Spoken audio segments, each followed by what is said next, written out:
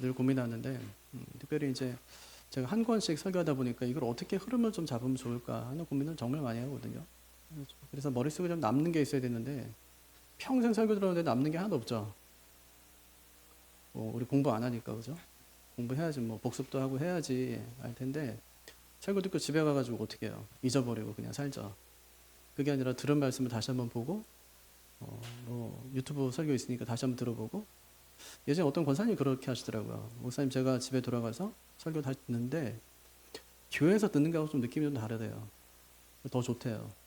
네, 한번 들어서 뭐 한 번 더 듣는 게 좋다 이렇게 말씀하시더라고요. 그게 좀 남아야 되잖아요, 그죠? 남아야지 되는데 어떻게 하면 좀 이해하기 좀 좋을까 싶어가지고 예배서도 제가 몇 번 읽었는데 설교 준비하기 전에도 몇 번 읽고 준비하면서도 앞에 뒤에 뭐 계속 읽고 뭐 본문 연구하고 하면서 좀 머리에 남게 하는 방법이 뭘까 생각하다가 우리가 뭐 외출하는 거 있잖아요. 우리가 외출하려면 먼저 씻잖아요, 그죠? 씻고 그다음 거울 보죠. 옷 갈아입고 신발 신고 밖에 나가서 뭐 일을 하든지 아니면 학교 공부를 하든지 하잖아요. 딱 그거예요, 지금 보니까. 1장하고 2장은 씻는 얘기잖아요. 그리고 어떤 사람이래요? 본질상 진노의 자녀. 죄와 허물로 죽은 자, 시체래요. 그러니까 죄에 대해서는 우리가 할 수 있는 게 아무것도 없어요. 왜요? 죽었으니까. 깨끗하게 할 수 없어요. 죽었으니까 아무것도 할 수 없잖아요. 그래서 하나님이 하신 일이 뭐예요? 하나님이 창세전에 우리를 선택하고 예정하고 예수님이 우리의 구원을 완성하고 성령께서 우리의 구원을 보증해 주셨다. 그러니까 우리 구원은 이제 하나님이 하신 거구나. 애기 낳잖아요. 애기 가서 목욕해 이렇게 하면 할 수 있어요? 못해요. 어떻게 해줘야 돼요? 씻겨줘야 돼요. 계속 씻겨줘요. 이게 하나님이 하신 일 뭐냐면 우리의 죄를 씻겨주셨어요. 그럼 다 씻었어요. 그 다음 뭐예요? 거울 보죠. 깨끗한가 잘 씻었나 거울 보잖아요. 네. 그러니까 거울을 봤어요. 3장은 거울 보는 얘기. 봤더니 내가 보이고 교회가 보여요. 난 어떤 사람이래요? 하나님의 비밀을 맡은 자. 하나님 비밀을 맡은 자. 교회는요? 하나님의 지혜를 우주에 드러내는 공동체. 그러니까 교회는 그런 곳이구나. 하나님의 지혜를 온 세상에 드러내는 공동체가 교회구나. 나는 하나님의 비밀을 맡은 자구나. 그래서 바울이 기도해요. 하나님, 이 사실을 잊지 않게 해주세요. 그게 3장. 4장에는 이제 거울 봤어요. 그 다음에 옷 입어야죠. 그러니까 목욕하고 나서 예전에 입던 옷을 또 입는 사람은 없어요. 어떻게 하냐면 그것은 단번에 벗어버려요. 빨래하든지 이제 그만 입어야지 하고 버리든지 하는 거예요. 그러니까 옛 옷은 벗고 이제 새 옷을 입는 거죠. 새 사람을 입는 거예요. 그러니까 이제 옛 옷을 벗고 새 사람 입은 사람들은 어떻게 살아가냐? 뭘 버린대요? 거짓과 거짓말하지 않아요. 분노, 화내지 않거든요. 탐욕, 욕심 부리며 살지 않아요. 더러운 말 입에 두지 않는다고요. 그렇게 살지 않는다는 거예요. 그리고 이제 신발 신고 나가는 얘기가 5장인데 어떻게 살래요? 지난주에 봤죠? 사랑의 삶, 사랑하며 살아가는 거. 또 빛의 삶, 빛의 길을 걸어가는 거죠. 또 성령 충만한 삶, 이런 삶을 살아가는데 6장은 어디서 그렇게 살래? 이 얘기예요. 5장 마지막하고 6장 오늘 읽은 거는 어디서 그렇게 살래? 먼저 어디서 살래요? 그렇게 살 수 있는 살아야 되는 공간이 어디래요? 가정.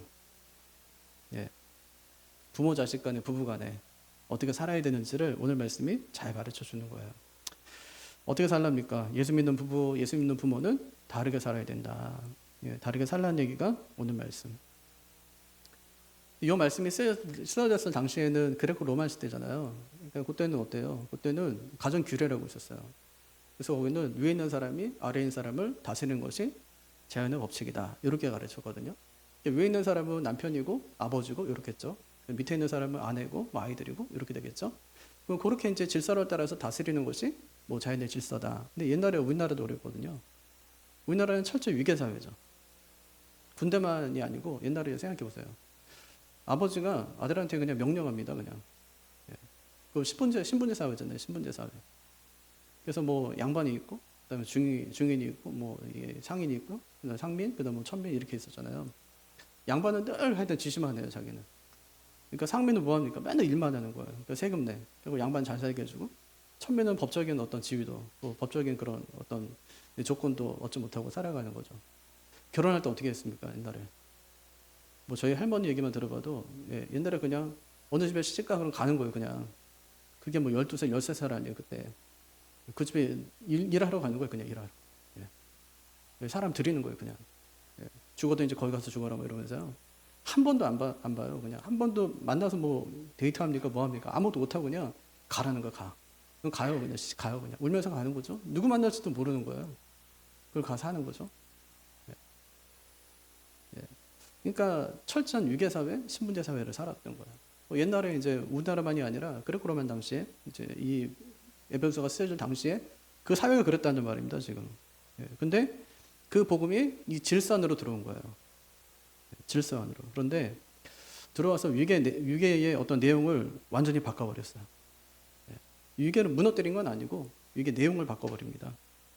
당시 사회는 가정이 하나의 국가와도 같았거든요. 그러니까 남편은 통치자예요. 남편은 통치자. 예. 남편 아내 다스리고 또 자녀에 대한 생사 여탈권도 가지고 있었어요. 그러니까 아버지가 자녀를 죽일 수도 있고 살릴 수도 있는 거야. 그만큼이었다고요. 근데 바울이 뭐라고 하냐면 서로 복종해라. 아버지를 향해서 자녀를 노엽게 하지 말라. 이렇게 얘기합니다. 이게 굉장히 충격적인 말이죠. 이게 무슨 얘기야? 우리하고 진짜 맞지 않네 하는 얘기죠. 충격적인 발언. 근데 그 충격적인 선언이 가장 먼저 폭발한 곳이 어디냐면 부부관계였습니다. 예. 그래서 바울은 이 세 사람의 첫 번째 삶이 뭐냐? 부부관계예요. 부부 사이에 복음이 빛나야 된다. 그렇게 가르칩니다. 먼저 아내한테 말해요. 남편에게 복종하래요. 기분 나쁘죠? 벌써? 22절. 남편에게 복종, 뭐 이런 복종? 야, 이거 복종이란 말을 써도 되는 거야? 복종하래요. 22절 한번 읽어볼까요? 아내들이여 자기 남편에게 복종하기를 주께 하듯 하라. 아니 뭐 이렇게 당연한 말을 합니까? 그 차도 뭐 복종하고 있어요 지금. 예, 복종하고 있는데 지금 뭐 남편을 왕처럼 모시고 살았는데 뭘 더 복종하라는 거예요. 그런데 복종하는 방식이 달라졌어요. 어떻게 하래요? 누구한테 하듯? 죽게 하듯 하라. 와, 완전히 더 어려워졌네. 맞아요? 죽게 하듯 하라. 와, 이거 진짜 말. 주님 왕보다 높으니까. 근데 이게 주님처럼 남편을 섬겨라 이 말이 아니라요. 주님을 바라보며 복종하라 이런 뜻이에요. 주님 바라보며 복종해라. 지금까지는 해야 돼서 했는데 이제는 주님 때문에 하라는 거예요. 복종의 뿌리가 달라진 것이죠. 강요당하는 복종이 아니라 신앙으로 드리는 복종. 남편의 소유로서 하는 것이 아니라 주님 때문에 하는 복종. 복종의 행동은 같아요. 그런데 태도가 달라졌죠. 남편 때문에 하는 것이 아니라 누구 때문에? 주님 때문에 그렇게 해. 이렇게 이제 말씀하시는 거예요. 그래서 남편 어떤 자격 때문이 아니에요. 남편이 잘나서 뭐 너보다 뭐 나이가 많으니까 뭐 아니면 뭐 너 돈 벌어오니까 이렇게 그게 아니라 남편이 머리기 때문에 복종해라. 그렇게 말씀합니다. 23절. 같이요. 이는 남편이 아내의 머리됨이 그리스도께서 교회의 머리됨과 같음이니 그가 바로 몸의 구주시니라. 왜 아내가 남편에게 복종해야 돼요? 남편이 뛰어나서 자격이 있기 때문이에요? 그게 아니라 하나님이 세우신 질서 때문에. 질서 때문에. 그러니까 남편은 아내의 머리예요. 그러니까 이 지배하는 자가 아니에요. 지배하는 자가 아니라 책임지는 자. 그래서 머리라는 말은 책임지는 자 이런 뜻이거든요. 회사 한번 생각해 보세요. 누가 머리예요? 사장. 사장이 머리죠. 사장 말 들어야 돼요? 안 들어야 돼요? 들어야지. 그 사람이 뭐 탁월하고 훌륭하기 때문에 듣는 거예요? 아니요. 질서 때문에 그래요. 사장이 머리기 때문에 들어야 되는 거예요. 그냥. 아내의 복종도 마찬가지인데 남편의 탁월함 때문이 아니라 하나님이 세우신 질서가 그렇기 때문에 복종하는 거예요. 아내가 남편의 갈빗대에서 나온 거 아닙니까? 주님이 교회 머리 된 것도 마찬가지인데 주님이 어떻게 교회 머리 되셨대요? 교회를 위해 자신의 몸을 내어주심으로 머리가 되었다. 이렇게 얘기하잖아요. 그렇게 몸의 구주가 되신 것이다. 교회의 구주가 되셨다. 이렇게 하거든요. 당시 남편들은 자신들이 아내의 구주처럼 생각한 거 맞아요. 바울이 그거 부정하는 것 아니에요. 근데 그렇다면 뭘 하라는 거예요 지금? 너네가 뭐 아내의 작은 구주처럼 네가 생각하고 통치자처럼 생각하는데 그렇다면 뭘 하라는 거예요? 주님처럼 뭐 하래요? 네 몸을 드려라. 누구한테? 아내한테 드려라. 이렇게 이제 얘기하는 겁니다. 사실 주래요. 남편의 책임이 굉장히 큰 것이죠. 남편이 그렇게 하면 아내가 어떻게 하라는 거예요? 24절. 그렇게 하는 남편에게 어떻게 하랍니까? 시작. 그러므로 교회가 그리스도에게 하듯 아내들도 범사에 자기 남편에게 복종할지니라. 그러므로 이 말은 이제 앞에 있는 거 받겠죠. 23절에 있는 것을 받는 거예요. 남편의 머리됨이 희생이고 섬김이기 때문에 아내의 복종은 굴복이 아니라 응답. 예. 남편의 희생에 대한 응답이 뭐예요? 그게 복종이에요. 그러니까 시켜서 하면 우리 안 하거든요. 화가 나니까. 시키지 않았는데 하고 싶어요. 왜? 남편이 너무 존경스러우니까. 예, 가정이 하는 태도, 또 나에 대한 태도, 남편이 하는 일, 이걸 보니까 남편이 참 존경스러워. 남편 시키지 않았는데 그냥 하고 싶어. 존중하고 싶고, 존경하고 싶고, 예, 그와 함께 더 살고 싶고, 예, 그의 말을 따르고 싶고. 교회가 그렇잖아요. 예수님께서 교회한테 뭐 하라는 게 뭐가 있습니까? 그냥 알아서 하는 거예요. 주님 우리에서 그냥 살고 싶어요. 그냥.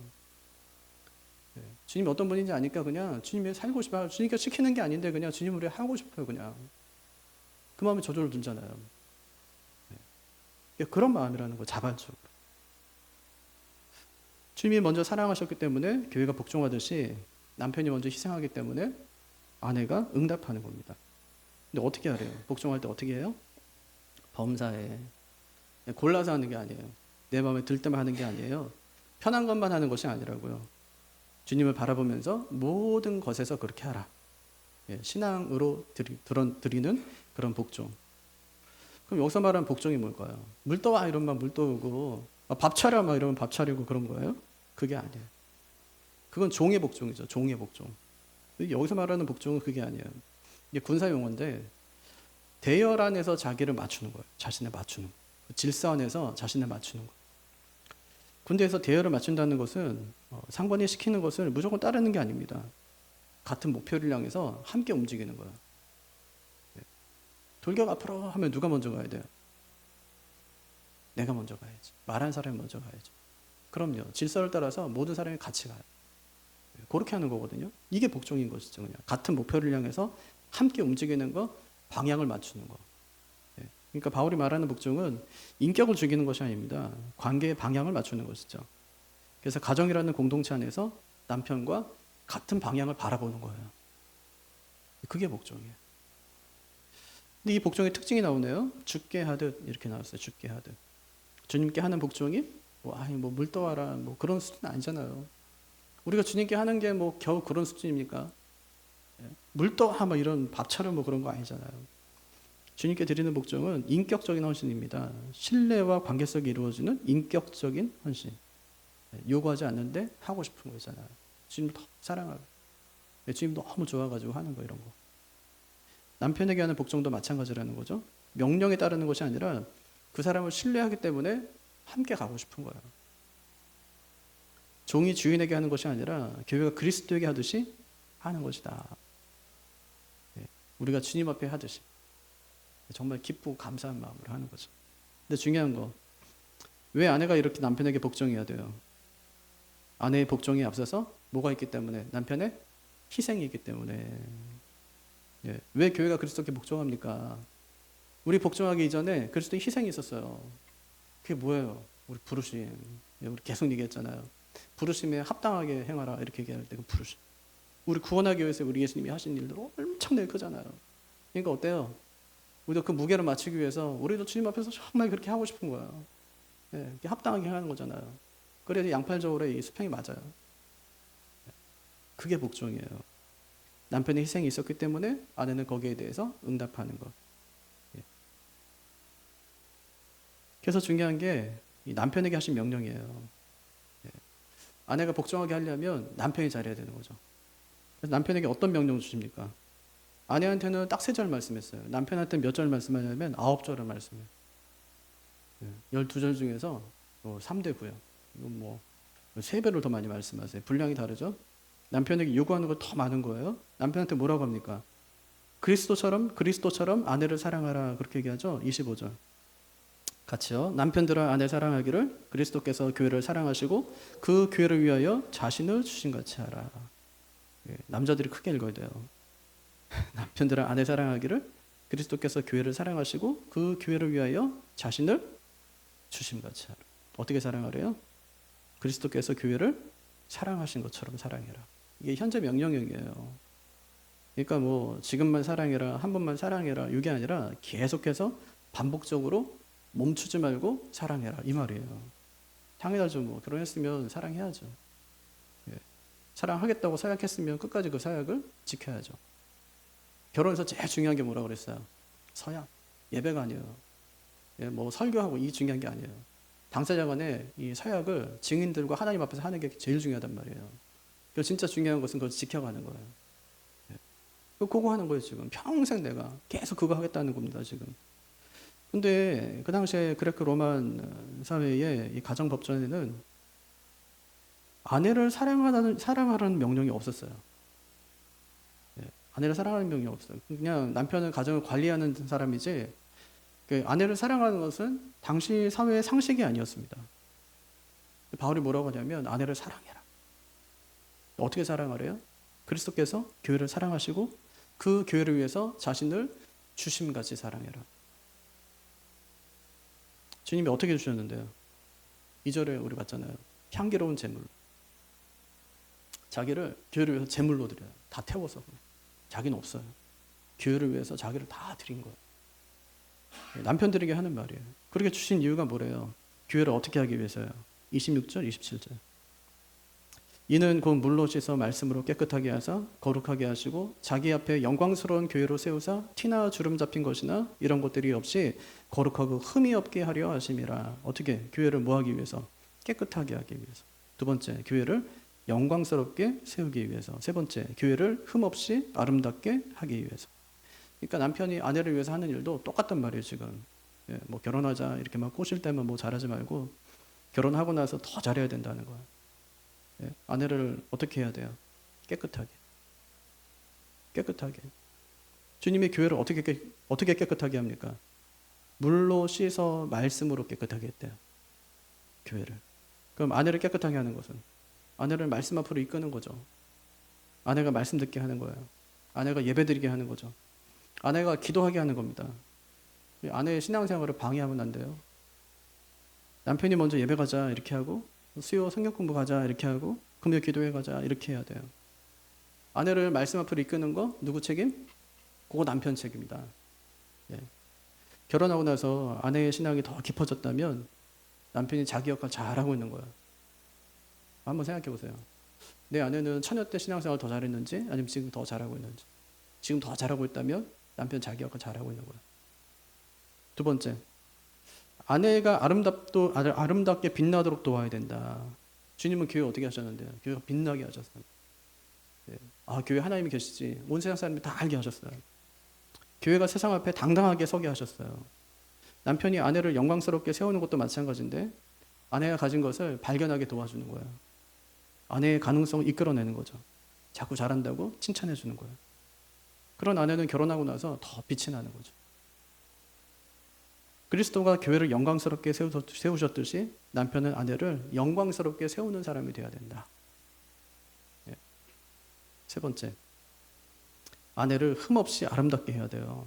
이거는 아내의 상처를 치유해 주는 건데 어떻게 했대요? 주님께서는 티나 주름 잡힌 것이나 이런 것들이 없이 교회를 흠없이 아름답게 하셨대요. 그러니까 흠없게 하셨다는 말은 뭐냐면 교회를 덮어줬다는 말이에요. 흠이 있다는 말이잖아요. 흠이 없게 했다는 말은 흠이 있다는 말이잖아요. 근데 예수님이 어떻게 했냐면 죄를 덮어줬어. 교회 죄를. 교회 부끄러운 것을 십자가로 가려주셨어요. 그래서 교회는 원래 흠이 많은 곳이지만 그것을 가려주셨기 때문에 아름답게 된 거예요. 남편이 아내를 흠없이 아름답게 하는 것도 마찬가지인데 아내의 상처를 자꾸 덮어주는 거예요. 아내의 허물을 용서해 주는 거예요. 아내가 부끄러워하는 것을 함께 짊어져 주는 거예요. 모든 사람에게는 상처가 있거든요. 근데 어떤 남편은 계속 상처를 건드려요. 약점을 꼬집는 거죠. 그러면 아내의 주름은 어떻게 되겠어요? 펴지는 게 아니라 점점 막 더 깊어지는 거예요. 티가 더 많아지는 거예요. 근데 반대로 어떤 남편은 그 상처를 감싸줍니다. 약점을 덮어줘요. 실수해도 정죄하지 않습니다. 그런 행동이 아내의 주름을 자꾸 펴주는 거예요. 결혼하고 나서 아내의 얼굴이 환하게 이렇게 폈다면 그 남편 역할 잘하고 있는 겁니다. 근데 결혼하고 났는데 아내의 얼굴 점점 어두워져. 남편이 아내를 흠있게 만들고 있는 거예요. 그래서 안 된다. 잘못하고 있다는 거예요. 그래서 바울이 남편들에게 예수님이 교회를 사랑하신 것 같이 아내를 사랑해라. 이건 첫 번째예요. 이게. 두 번째가 또 있어요. 그럼 어떻게 아내를 사랑해야 되냐? 자기 자신처럼 사랑해라. 이렇게 얘기합니다. 28절, 29절, 30절. 같이 읽어보죠. 이와 같이 남편들도 자기 아내 사랑하기를 자기 자신과 같이 할지니 자기 아내를 사랑하는 자는 자기를 사랑하는 것이라. 누구든지 언제나 자기 육체를 미워하지 않고 오직 양육하여 보호하기를 그리스도께서 교회에게 함과 같이 하나니 우리는 그 몸의 지체임이라. 왜 자기 자신처럼 사랑하라고 말씀하시죠? 한 몸이니까 한 몸이래요. 31절. 그러므로 사람이 부모를 떠나 그의 아내와 합하여 둘이 한 육체가 될지니. 뭘 떠나래요? 부모를 떠나. 이건 관계의 단절을 말하는 건 아니에요. 우선순위가 바뀌는 거죠. 지금까지는 누구 중심? 부모 중심. 이제는 결혼하고 나면 누구 중심? 아내 중심. 야, 그거 엄마가 싫어할 텐데 왜 아내가 싫어할 거라고 생각하지 않죠, 우리는? 누구하고 앞으로 더 오래 살 건데 30년 엄마하고 살았는데 앞으로 70년, 우리 100살까지 살아야 되니까 70년 70년 이제 아내하고 살아야 되는데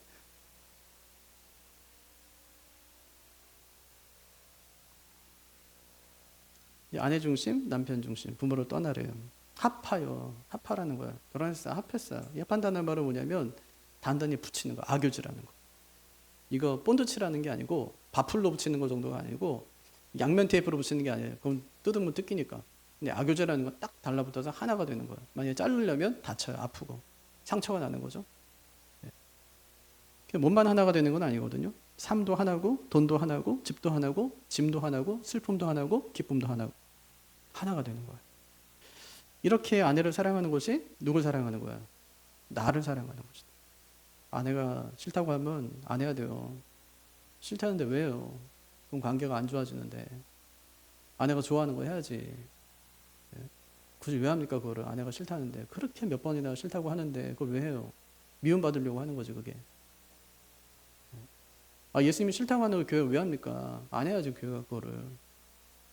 예수님이 안 된다고 하는 것을 왜 합니까 우리가? 그 안 되는 거지 교회가. 죄 짓는 거죠. 아내가 굳이 뭐 안 된다고 하는 이유가 있을 거 아니에요. 마찬가지라는 말이에요. 이렇게 아내를 사랑하는 것은 나를 사랑하는 거죠. 함부로 대한다. 나를 함부로 대하는 거죠. 뭐 해친다. 나를 해치는 거죠. 그렇게 아내 사랑해라. 나를 사랑하듯이 아내 사랑해라. 이걸 뭘로 설명하냐면 그리스도와 교회의 관계예요. 32절. 어떻대요? 이 비밀이 크도다. 나는 그리스도와 교회에 대하여 말하노라. 그러니까 부부 얘기하는 줄 알았더니 알고 보니까 그리스도와 교회에 관한 얘기예요. 그리스도와 교회 관계가 어떻다는 거예요? 서로 깨끗하게 하고 빛나게 하고 아름답게 하는 부부 관계와도 같다. 이 말이죠. 그러니까 부부 관계는 단순히 그냥 우리 인간 관계가 아니에요. 그리스도와 교회의 관계를 드러내는 관계. 그게 부부 관계예요. 그러니까 어떤 부부가 돼야 돼요? 그리스도와 교회의 깨끗함을 드러내는 부부. 그리스도와 교회를 빛나게 하는 부부. 그리스도와 교회를 아름답게 하는 부부가 돼야 돼요. 그래서 우리 부부를 보면서 사람들이 뭘 보는 거예요? 교회와 그리스도의 관계를 보게 되는 거예요. 굉장히 중요하다고 우리 삶이. 예수 믿는 부부가 자꾸 다투면 돼요, 안 돼요? 그럼 안 돼요. 왜냐? 그리스도와 교회의 그 깨끗함을 가리니까, 빛을 가리니까, 아름다움을 가리니까. 그렇게 해서는 안 돼요. 그럼 어떻게 해야 돼요? 어떻게 해야지 복음을 빛나게 하는 부부가 될 수 있어요? 33절 이렇게 하래요. 시작. 그러나 너희도 각각 자기의 아내 사랑하기를 자신같이 하고 아내도 자기 남편을 존경해라. 남편은 어떻게 하래요? 아내를 사랑하고 아내는 남편을 존경하고. 이것이 복음을 빛나게 하는 부부의 모습이다. 그런 말이에요. 자기 역할만 잘하면 돼요. 그거 잊지 마세요. 남편은 뭐 해야 되는지 아내는 뭘 해야 되는지.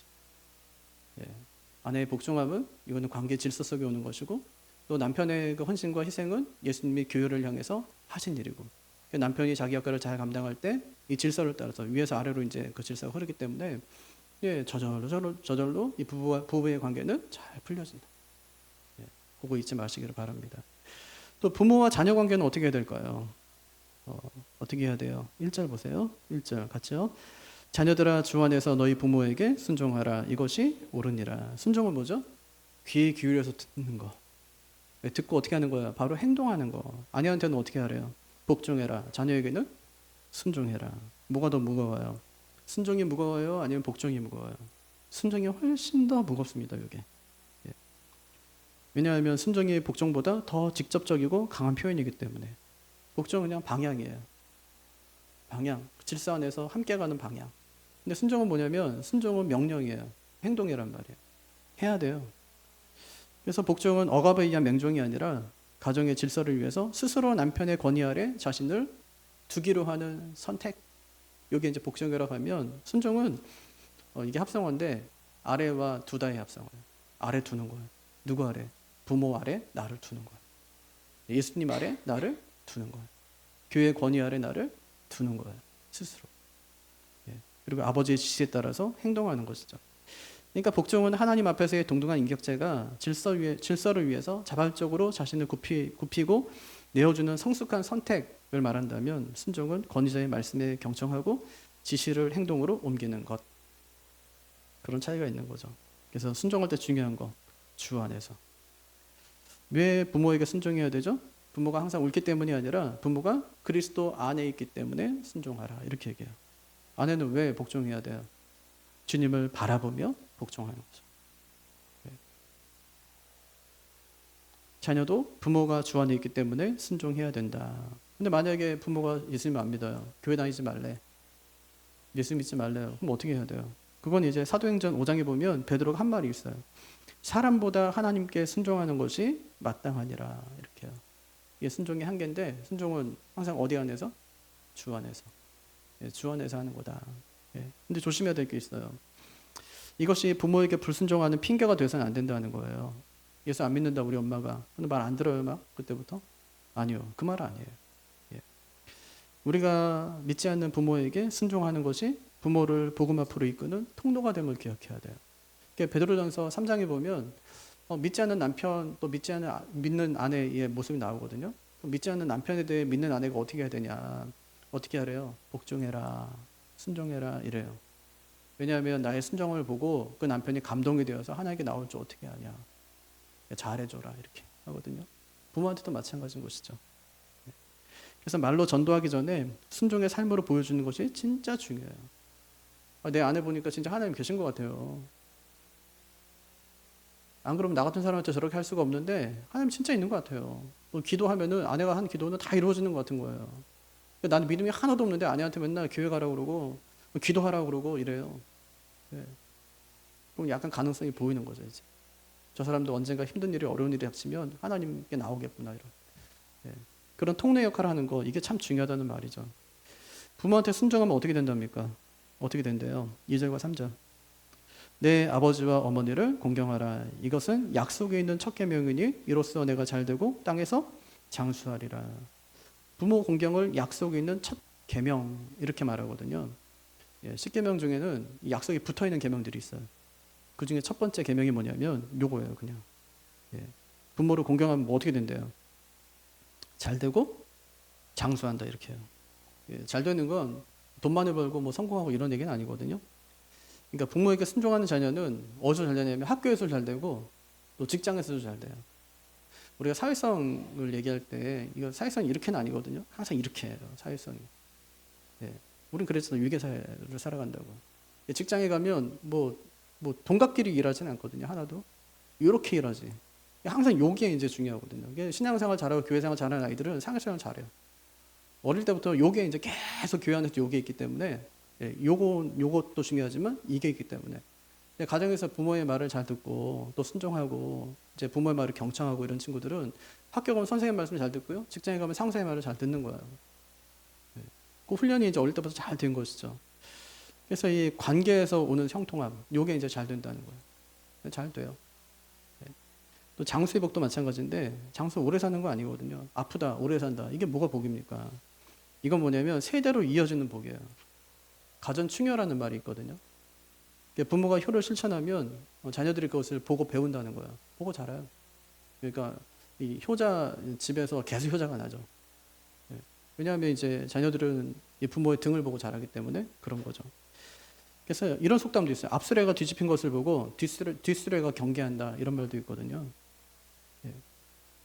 그러니까 부모가 어떻게 했는가를 보면서 아이들이 자라죠. 그러니까 이 정해진 때를 살면서 이 사랑과 효가 계속 이어지는 거, 이게 이제 복이죠.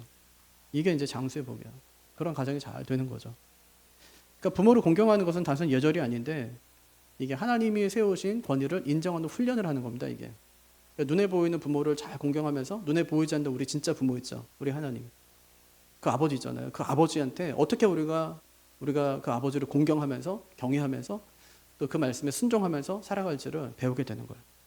그래서 하나님께서 우리에게 부모를 주신 이유는 하나님의 대리자로 하나님께서 우리에게 주신 것이죠. 그럼 자녀 어떻게 하면 되냐면 잘 공경하면 됩니다. 부모님 공경하는 거예요.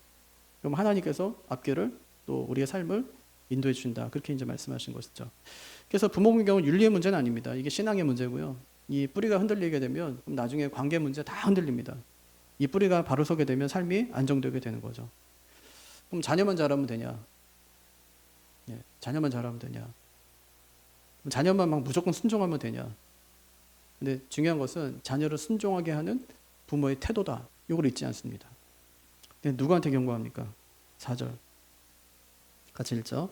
또 아비들아 너희 자녀를 노엽게 하지 말고 오직 주의 교훈과 훈계로 양육하라. 왜 부모한테 얘기하지 않고 왜 아비들한테 경고하죠? 당시 로마 사회에서는 이 아버지에게 자녀의 생사가 여탈 것까지 있었어요. 그러니까 엄청난 거잖아요, 진짜로. 뭐 자녀를 노예로 팔 수도 있습니다. 근데 그들에게 뭐라고 하냐면 내 자녀를 노엽게 하지 말라 이렇게 얘기하는 거예요. 충격적인 말이죠. 그러니까 노엽게 한다는 말은 반복적으로 분노를 일으키지 말라는 말이에요. 반복적으로. 권위로 짓누르지 말라는 말입니다. 지나친 기대와 통제로 자녀를 숨막히게 하지 말라는 거예요. 우리는 그렇게 해놓고 뭐라고 해요? 다 이게 우리 자식 잘 되게 하기 위해서 그랬다 이렇게 얘기하잖아요. 근데 방법이 틀렸어요. 자녀는 내 기준이 아니라 주의 교훈과 훈계로 양육하라 이렇게 얘기합니다. 교훈은 뭐냐면 이거는 몸으로 훈련시키는 거예요. 말로 가르치는 게 아니라 삶으로 보여주는 거죠. 그러니까 아버지가 먼저 예배 드리는 모습, 아버지가 먼저 기도하는 모습, 아버지가 먼저 말씀이 있는 모습, 이것이 교훈이에요. 이게 교훈이에요. 훈계는 뭐냐면 말로 가르치는 거예요. 말로. 설명하고 권면하고 이유를 알려주는 거죠. 하지 마! 라고만 이야기할 게 아니라 왜 하지 말아야 되는지 그 이유를 알려주는 거예요. 이건 해! 라고 그냥 강요하는 게 아니라 왜 해야 되는지 그 이유를 알려주는 겁니다. 이 두 가지 앞에 뭐가 붙어 있어요? 주의 교훈과 훈계 이렇게 얘기하는 거죠. 내 방식이 아니라 주님의 방식대로. 내 기준이 아니라 주님의 기준대로 키우라는 겁니다. 양육은 자녀를 내 소유로 만드는 것이 아니에요. 그럼 뭐예요? 나에게 맡겨주신 분께 되돌려드리는 거. 이게 이제 양육이죠. 내가 원하는 자녀가 아니라 하나님이 원하시는 자녀로 키워내는 거. 이게 부모의 역할이라고 할 수 있죠. 그렇게 하려면 아버지가 먼저 주님 앞에 있어야 된다. 아니 주님의 교훈을 모르는데 아버지가 뭐 어떻게 주의 교훈으로 키울 수 있겠습니까? 자기는 안 하는데 말씀도 안 읽고 아무것도 안 하는데 뭘로 키울 거야 이래요. 예배를 중요하게 생각하지 않는데 어떻게 아이가 예배자로 자랄 수 있겠어요? 교회 맡긴다고 됩니까 이게? 자녀를 주님께 드리려면 먼저 아버지가 주님 앞에 서야 된다. 그 다음에 말 안 하는 거예요. 훈계. 아니 뭐 교훈이 있어야 뭐 훈계가 되죠. 애들이 힘들어 보니까 진짜 힘들어요 애들이. 엄마가 공부 못했으면 애는 공부 잘해야 돼. 엄마가 못했으니까. 엄마가 잘했잖아요? 또 애 공부 잘해야 돼. 애가 얼마나 힘듭니까 이게. 삶이 힘들어요. 애는 늘 뭐 잘해야 되니까. 내가 너를 위해서 한 게 얼마인데 애들이 뒤에서 뭐라는지 아세요? 누가 해달랬나? 이러면서 그래요. 누가 해달랬어? 뭐 이러잖아요. 항상 교훈과 훈계는 함께 가는 거예요. 주의 교훈과 훈계. 부모가 먼저 해야 돼요. 그래야지 말이 통한다고요. 말이 먹힌다고요. 가정이 이렇게 될 때 어떤 일이 일어납니까? 집이 달라져요. 가정 모두가 그리스도를 닮기 시작하는 거죠. 그제야 비로소 복음이 빛나는 가정이 되는 겁니다. 이처럼 에베소서는 외출 준비하고 똑같아요. 어떻게 살래? 씻어야죠. 거울 봐야지. 옷 갈아입어야죠. 신발 신어야죠. 나가야지. 나가서 뭘 해요? 내가 여태까지 이제 씻고 이제 준비했던 것들을 해야지. 어디서 하래요? 가정에서. 부부간에 역할이 있다는 거예요. 부모 자식 간에 역할이 있다는 겁니다. 그 역할을 잘하래요. 하나 중요한 건 뭐냐면 그 중심에 우리 주님이 있는 거예요. 내 마음대로, 내 방식대로, 내 삶대로가 아니에요. 항상 주님께서 원하신다. 주님께서 가르쳐주신 대로 주 안에서 하는 것이 중요함을 말씀해 주십니다. 그리스도가 중심이 될 때 가정은 달라집니다. 우리 가정이 복음이 빛나는, 진짜 복음이 찬란하게 빛나는 그런 믿음의 가정들이 다 되시기를 주님의 이름으로 축복합니다. 같이 기도하겠습니다.